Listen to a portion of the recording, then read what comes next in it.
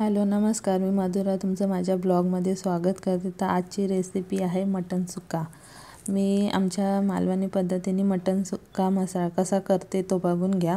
हे वाटणाची तयारी करून ठेवले। 2-4 कांदे कापलेले आहेत, अर्धा वाटी खोबरं आहे आणि अर्धा वाटी ओलं नारळ होतं ते घेतलं। एक लसूणची पूर्ण कांडी घेतलेली आहे आणि अर्धा इंच अद्रक। कढई तापत ठेवलेली आहे, त्याच्यामध्ये मी थोडं जो आपला गरम मसाला आहे ना तो भाजून घेते। हे 10-1 तरी आहे काली मिरी आहे,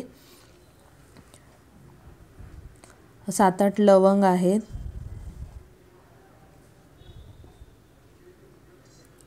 धने आहेत अर्धी मुठी असेल। असं मी हे सगळे टाकलेले आणि हे 2 हे दालचिनीचे तुकडे आहेत म्हणजे मोठे।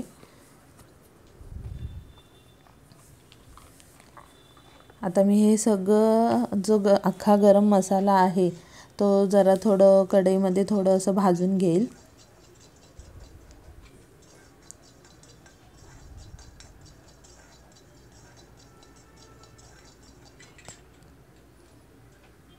हा गरम मसाला भाजून झाला, त्याच्यामध्ये थोडंसं शहाजिरे टाकलेलं आहे, थोडंसं अर्धा चम्मच म्हटलात तरी चालेल। हे व्यवस्थित भाजून झालं। आता मी हे एका ताटलीमध्ये काढून घेते।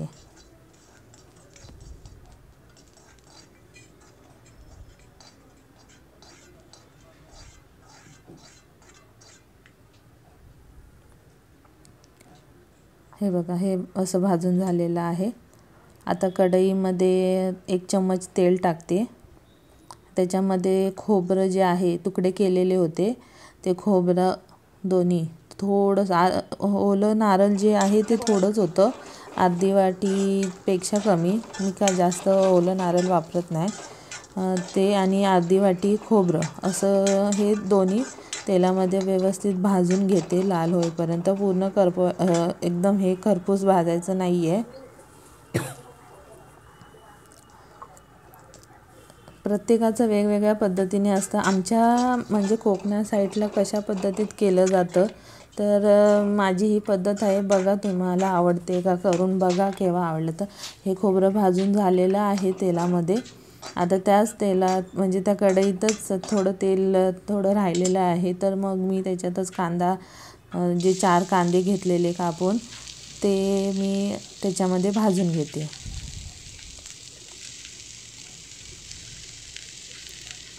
हे मी कांदे ह्याच्यामध्ये व्यवस्थित एकदम असं लाल नाही करत आहे, थोडा चांगला गुलाबी भाजला जाईल असं। हे बघा, खोबरं भाजून घेतलेलं आहे, बाजूला ठेवलं। हे आता ह्याच्यामध्ये व्यवस्थित भाजून घेते मी कांदा।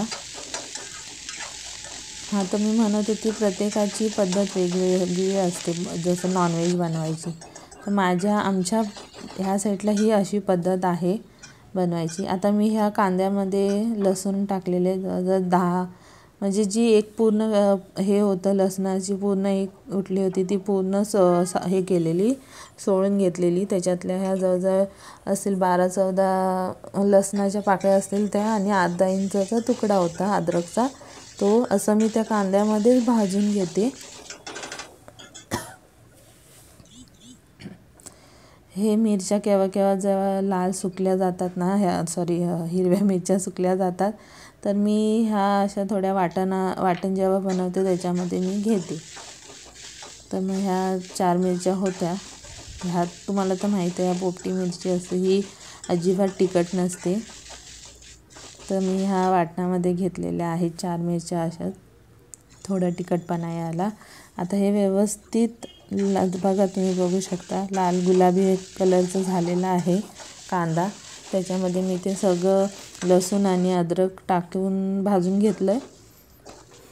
हे मी बाजूला काढून ठेवते एका ह्याच्यामध्ये, थंड झालं ना ताटामध्ये काढून ठेवते, थंड झालं का मग ते मी मिक्सरला लावून घेईल। हे बघा, हे अशा पद्धतीने वाटप तयार करण्यासाठी हे तयार केलं आहे। तुम्ही माझ्या आधीच्याही ह्याच्यामध्ये बघू शकता व्हिडिओमध्ये, वाटणाची ही एकच आहे पद्धत। आता हा जो गरम मसाला आहे तो मी मिक्सरला लावून घेते। हे बघा, अशी पावडर करून घेतलेली आहे पूर्ण। आता ह्याच्यामध्येच मी खोबरं जे आहे ते वाटून घेते.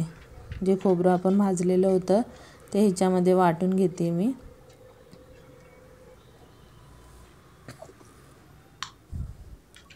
हे बघा, अशा पद्धतीने मी बारीक पावडर करून घेतले. एकदम पण बारीक नाही, पण थोडी मीडियम. ते आता तो काढून घेतलं खोबऱ्याचं एका वाटीमध्ये आणि त्याच भांड्यामध्ये मिक्सरच्या आता हे मी असं पेस्ट करून घेतले. कांदा, मिरची, अद्रक, लसूण जे होतं त्याची ही अशी पेस्ट करून घेतलेली आहे. आता माझं हे वाटप सगळं भाजून झालेलं आहे. आता कुकर ठेवते गॅसवर आणि मी बकऱ्याचे पाय हे सुद्धा माझ्या मिस्टरांनी आणलेलं. माझ्या मिस्टरांना मटण खूप आवडतं. बकऱ्याचे मटण खूप आवडतं. तर त्यांना केव्हा ना केव्हा तरी, म्हणजे त्यांना चिकनपेक्षा मटण जास्त आवडतं, तर मग ते पाय पण आणलेले बकऱ्याचे. आता मी हे कुकरमध्ये बकऱ्याचे पाय आधी करून घेते, कारण का ते शिजायला टाईम लागतो. कुकरमध्ये मी तेल टाकलेलं आहे, त्याच्यामध्ये लाल मसाला टाकलेला आहे आणि जो मी वाटपासाठी तयार केलेला तो मसालासुद्धा टाकलेला आहे. तर हे व्यवस्थित एकजीव करून घेऊया तेलामध्ये आणि व्यवस्थित हे तेल सुटेपर्यंत चांगलं परतून घेऊया. हे सुकं खोबऱ्याचं जे वाटप होतं ते मी टाकते. 3 चम्मच टाकले. हे व्यवस्थित त्याच्यामध्ये मिक्स करून घेऊया चांगलं. हे बघा, हे आता व्यवस्थित त्याच्यामध्ये मिक्स केलं का त्याच्यामध्ये अर्धा मी टमाटा टाकलेला आहे. थोडा तुम्ही बघू शकता तेल सुटायला लागलं चांगला.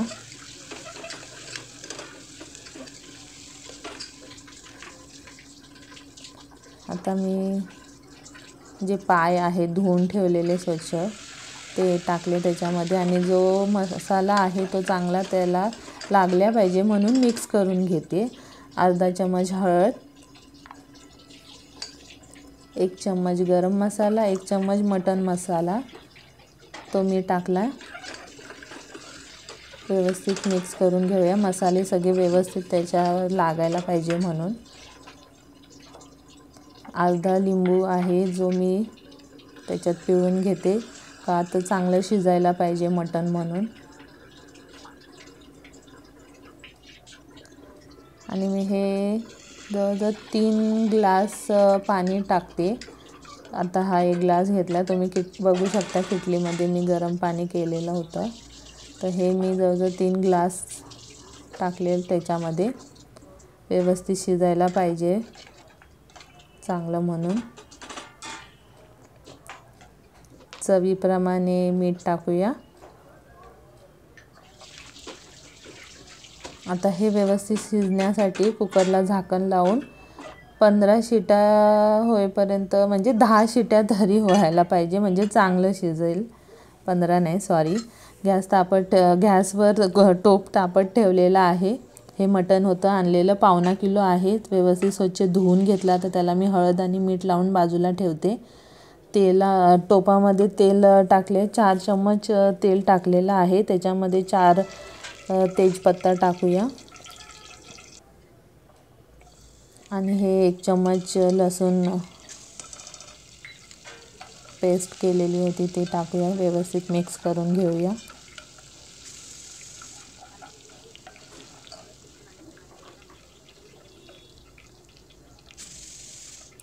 आमचा हा घरगुती मालवणी मसाला हा मी 4 चम्मच टाकते, कारण का मसाला वर्षभर टिकेल असं बनवावं लागतं. मग तो जसा जसा जुना होतो तसा तसा त्याचा कलर आणि तिखटपणासुद्धा कमी कमी होत जातो, म्हणून मी 4 चम्मच टाकले. आणि आता हे मी जो वाटप केलेला होता कांद्याचा तो मी आधी हे टाकले 3 चम्मच. व्यवस्थित मिक्स करून घेऊया. आता जो सुका आहे खोबऱ्याचा ते टाकते मी, जवळजवळ 4 चम्मच टाकते. व्यवस्थित तेलामध्ये मिक्स करूया छानपैकी. व्यवस्थित मिक्स झालं ना का त्याला पाणी सुटायला लागेल. हे बघा, सॉरी चुकून आलं, तेल सुटायला लागेल.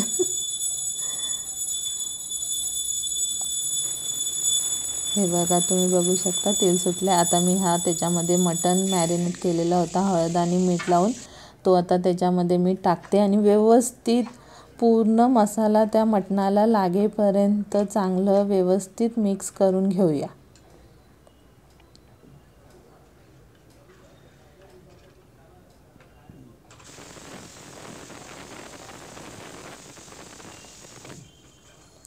हे बघा व्यवस्थित मिक्स करून घेतलं ना. मला थोडा जरा खोबरंचं जो वाटण होता ते कमी पडलेलं दिसलं म्हणून मी अजून 2 चम्मच टाकलं.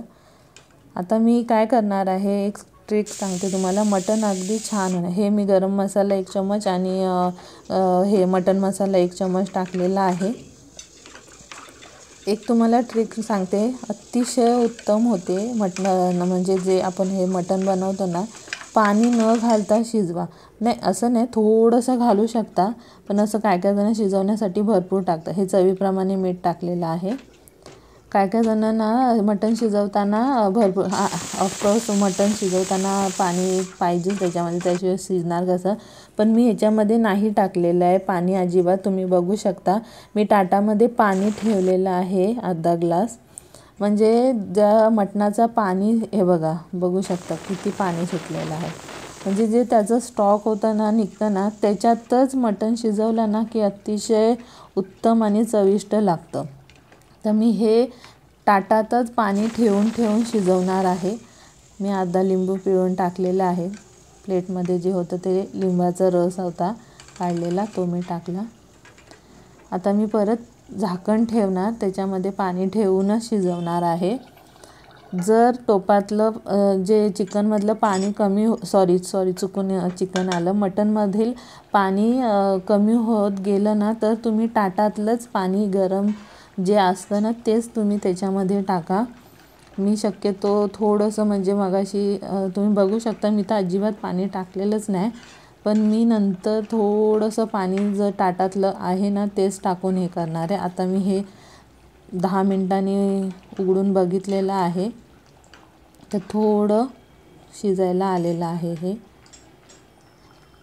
गॅसची हे फ्लेम आहे ना ती मी फास्टच ठेवलेली आहे. हे बघा, हे थोडं दाबून बघूया.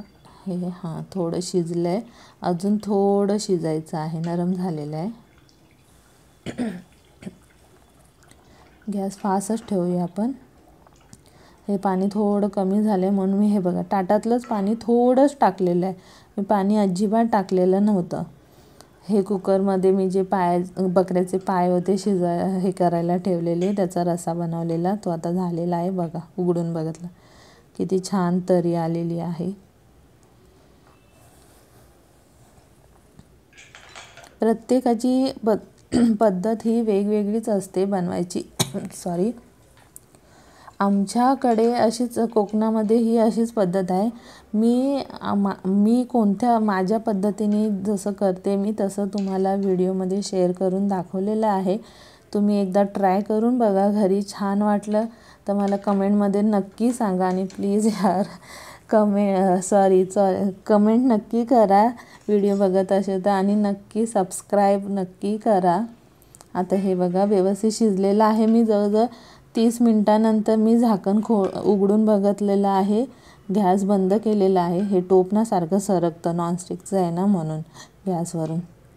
हे बघा व्यवस्थित ही नळी बघा बकऱ्याची मस्त शिजलेलं आहे. हे मी मिस्टरांना पहिला वाढते, त्यांना झालेलं गरम गरम लगेच हवे म्हणून.